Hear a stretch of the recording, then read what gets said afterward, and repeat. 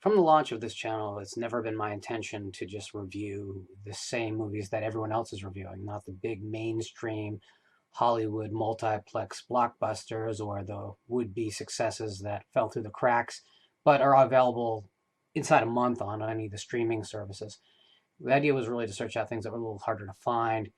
But this weekend, there was a very special opportunity to see two very different films. One that you are very aware of, and that's the Child's Play remake, and one that probably very few of you in America, at any rate, really even had on your radar. You probably didn't see a trailer, you didn't see any print advertisement, you certainly didn't see any television advertisement. And that's Game Over, which is an Indian film, actually Tamil film to be more exact. You will remember that I reviewed a previous Tamil film on this channel, Arya, and I don't want to give the impression that that is what this channel will be. It's reviews of just Indian horror films, but they have a vibrant scene that deserves a lot more exposure than it's getting right now. There are moments in the genre's history where specific countries or regions or continents are really pushing the genre forward, and it tends to get noticed afterwards. Certainly the 40s in America got noticed worldwide. The 30s and 40s were a boom time for classic American horror, and that didn't go unnoticed. But the 70s movement in Italy was only noticed and recognized afterwards when it began to be rediscovered on video. Certainly Tim Lucas and Video Watchdog and Chaz Baum all really played a big role there in really bringing things to the forefront. People started to recognize the Italian films as being truly groundbreaking and being probably more important than what was happening stateside. In the 80s, again, America had the huge expansion into the franchise horror, which showed that horror could be an extremely commercial property. So the Friday the 13th and your Nightmare on Elm Streets are very, very, very globally important. And then in the 2000s, of course, we saw a movement in Asian horror proper. And by Asian horror, I am not talking about India in this case. I'm talking about Japan and China and Thailand.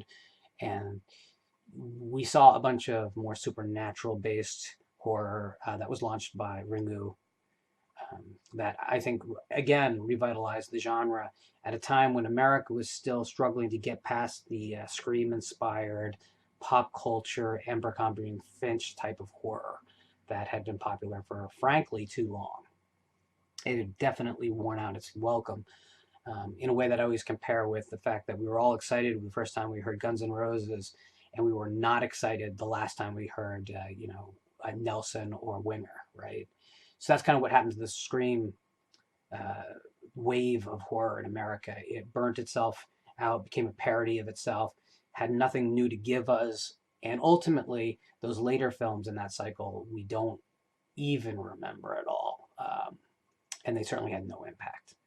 So today, there's two places where I see huge movements that are very important that are not getting noticed. India is, of course, one of them. The other one is Turkey. I do plan to provide some content about what's going on in Turkey, because that may end up being the more important of the two in the long run. It's hard to say because it's early days. A little bit of just a disclaimer. Indian cinema is, by its nature, very big and very broad. I've given this warning before. If you're used to American film, sometimes you can feel like you're watching television in America from a couple of decades earlier. That's not the case with the movie we're reviewing today at all. At all. But if you do get into Indian cinema, you have to go in understanding its cultural differences. There is a strong accent on performance as a really true entertainment medium. So song and dance, as you're probably aware, are a part of the medium. Again, not about the movie we're looking at today, but it's a different culture. It deserves to be looked at as what it is, and not having our values or what we're used to projected onto it. So if you go in with the right mindset, you can actually make a pretty good case to compare these two films. If you don't, and you just want to go with what you're familiar and comfortable with, then just turn off this review now. The other thing I'll say is that I fully realize that even having this content available, from the moment you saw the headline, you were pretty self-assured that I was going to say, I was going to come out on the side that the Child's Play remake is inferior to Game Over. Spoiler, it is. If that's something that's going to upset you as well, I think you should still watch and hear me out, but I think that you might not be the target audience. That said, when exceptional films come out, no matter where in the world they come from, and you are a horror fan, you need to open your mind. I mean, you already opened your mind to the idea that violence can transcend simple violence. There is a certain amount of flexibility in the horror fan to what things that are presented as and what they mean to us as viewers. So, for instance, if we're watching a Friday the 13th, we are not watching we're not watching a newsreel footage of car crashes. On some level, we could be, right? There's a lot of the same elements. There's the same amount of tragedy and bloodshed and horror and repulsion. But that's not how we view the murders in a traditional slasher. We view them very much as an entertainment form. The murders are set pieces like the dance numbers in a classic musical. So we get that idea. We're able to make that leap. So when you embrace foreign cinema, you should do kind of the same process and embrace the culture that you're looking at from a perspective of film. And not as, if you're just focused on the differences culturally, then you're making the same mistake as just trying to look for the car crashes in a slasher film, which is the mistake that mainstream critics always make with the genre. All right. This weekend I was able to see two horror films, one on Thursday and one on Friday nights. These two films couldn't be more different, but they both fall into the subgenre of the slasher film. The first I'm going to discuss is actually the second one I saw, which is Child's Play. Child's Play as a series was always an extremely commercial play. The idea of a killer doll has in marketing written all over it. And while the first half of the first film plays with the idea that perhaps the doll is not truly alive, that perhaps we're watching something more along the lines of a psychological thriller, it's very quickly really thrown to the side. And by the time the final act comes, it's very clear we're watching a killer doll movie that is set up to be a franchise player alongside Nightmare on Elm Street, Friday the 13th, Halloween. That first film works on a lot of levels. It is very successful and it deserves all the credit it's gotten over the years. As a series, I've felt that it's had ups and downs. I find them to be guilty pleasure films. But in general, I like the series more than I don't. I even like the crazy madcap, perverse comedy iteration of this character. I would say the third film is my least favorite because it is the most obvious franchise horror of the 80s looking and feeling film. It tries to do the least of all of them. That's debatable, and I'll have that argument with anyone who wants to have it. But for me, I would like to see this series, because it is such a commercial play, take the most chances. It has the most room to go. It's gained itself enough of flexibility with its audience that I think it has the ability to do far more than just a man in the woods in a mask, or a man returning to his childhood home to kill the rest of his family. I think there is a flexibility because you are dealing with themes of consumerism and what happens when companies prey on children. Child's Play 2019 does that better than any of the previous films. The idea that we have gone to a place where technology is the new toys, and toys don't just market to just kids, they market to everyone. People won't put their phones down.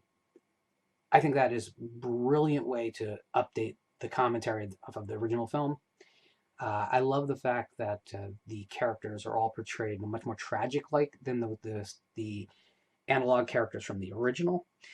I think that it's great that we're seeing broken houses and broken homes and family dynamics that are not ever complete. It's very interesting that there always seems to be missing figures from all the families that we see. I think that's a great commentary. It's like the technology is playing the role of the traditional family today. And that creates a great, great, great setup for what ultimately is 90% a great movie and 10% missed opportunity. Part of that missed opportunity is simply that we've seen this story before.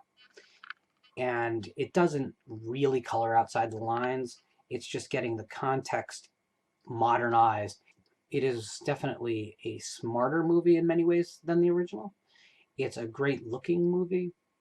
But ultimately, especially when you consider the body count aspects of it, it is setting up dominoes to knock them over, and it does it pretty obviously. This is banana hitchhikers to the max. We are introducing characters in as brief a period as we possibly can so that we can kill them off. And it's not a big body count, so I can't really blame it that much, and that is part of why we watch these movies. But I did see it as a weaker component of the movie. There's a few weird editing choices throughout the film as far as how the themes get developed. There's a theme with the family cat that seems to get resolved and then reappears very suddenly later at a time where there's really no connecting tissue to what started in that plot line.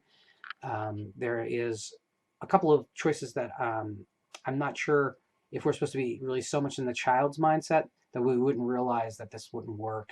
The garbage chute is not going to get rid of evidence. But that said, it's a horror movie, and it's a mainstream horror movie. I think it's a good film.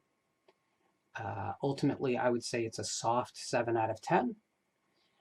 And for what it is, it might be a little bit higher than that. I will not apologize for loving the genre. So I do tend to be forgiving until a film insults me. And this film did not insult me. I love the fact, too, that the film is a metaphor for consumerism. The climax of the film takes place in a retail establishment. It shows me that the screenwriters and the producers completely understood what this story really is and how it should operate. So I recommend going to see Child's Play. Absolutely. But another slasher film was out in some theaters this week. I actually saw it towards the end of its first week in release, and that is Game Over. Game Over has some surface similarities to other films you've seen. I can't tell you what those movies are without spoiling the movie. And mind you, I just told you where the climax of Child's Play takes place. I don't feel that that's an important enough spoiler. And it does actually tell you a little bit about how smart the thematics of that film are. So I don't mind some light spoilers in these reviews. I'm not even going to put a warning up for them. People have problems with that, then they're being too sensitive. I cannot do the same for Game Over. Because the impact of those unexpected moments, of those twists, is so huge, so monumental, and so completely euphoric that I will not spoil those for you. So what is Game Over? Game Over is a film about a young woman who lives with she's referred to as a maid at one point in the film, but she's more of an aide. She has endured a traumatic incident a year earlier, which we see in a couple of black and white flashbacks, but we roll out that information in a very specific way. So you don't at first realize what the traumatic incident was, and then you do realize what it was, but you think it's attached to the main plot line. And the movie is very clever about being ambiguous when it wants to be ambiguous, but then giving you concrete answers where those concrete answers will inform the bigger plot. That's a very, very smart way to tell a story, and it's something that we get far too little of. At the same time as this anniversary is approaching, we are aware that there is a serial killer on the loose in her location, in her locale. And this serial killer is an extremely brutal figure who is videotaping the murders, who is suffocating, decapitating, and setting the bodies on fire of young women. Now, here's the big surprise. Indian cinema in the past has been fairly tame as far as the violence and gore quotient. That's not the case here. This is pretty much as bloody a film as the new Child's Play, for instance. So while I wouldn't call it a splatter film by any means, it is graphic when it needs to be graphic, and it uses that very well. So our protagonist is a game developer, and she is developing a video game from home for a company. At the same time, she's addicted to playing classic video games. Around her apartment, we see all kinds of posters and artwork dedicated to 80s and early 90s video games. And the movie manages to actually have several different emotional states that it'll put you in. Her paranoia and her phobia of being in dark places, which is where she was, which she associates with her assault, is very palpable. It's very real. And then the movie pulls a trump card I was not at all ready for, which is it manages to emotionally bind you to the character and to her situation in a redemption arc midway through the film, which is not traditionally where a character's arc sits. Usually the third act would be the redemption. Here it's the second. And what's really clever and wonderful about that is that it opens the third act to be a completely different kind of film. So the first act, we deal with what she's going through, dealing with her trauma, her post-traumatic stress. And the second act is all about her coming to grips with what life is, why it's important to continue living.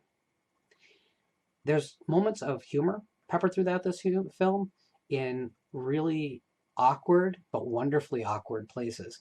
And they're small moments. They're not blatant, which again is very rare for Indian cinema. Usually it's very blatant humor.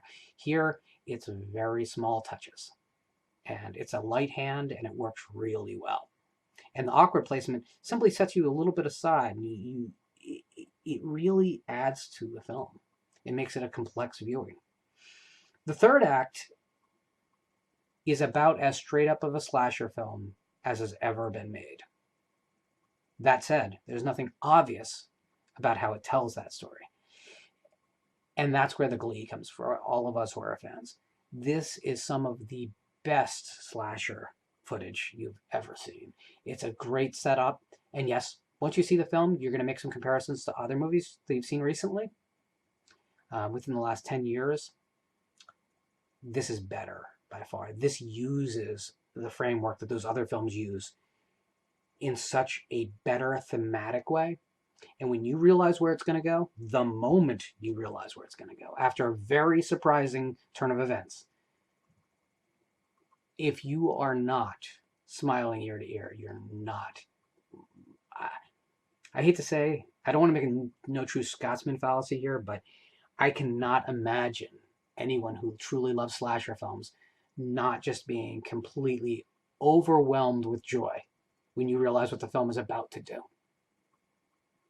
Okay, so would I recommend Game Over? Yeah, I would absolutely recommend Game Over. It's a 9 out of 10 for me. Very few films get to that point. If you've been watching the channel, you know that I consider Hellfest to also be a 9 out of 10 from last year, and that was a pure slasher film. It's not trying to do anything like this movie is. It just doesn't make a bad move ever. This film is much more ambitious. I doubt I'm going to end up loving it more than I love Hellfest, but it's a different animal. Very few films get to be 10 out of 10. It's Bride of Frankenstein, Natural Born Killers, Heathers. So don't think a 9 out of 10 is not an almost perfect film. It is an almost perfect film, but that's the almost is what makes it a 9 for me. I'm not going to get into decimal points and 0.5s, but this is so worth watching. I cannot imagine a better horror film coming out this year, although I am very hyped about Midsummer. I recommend you search the film out. If you don't see it in the next week, you're probably going to miss it in theaters. It's only playing in like 20 theaters in America, period. So you'd have to travel for it unless you happen to be in one of the cities that is playing the film. But this will hit streaming.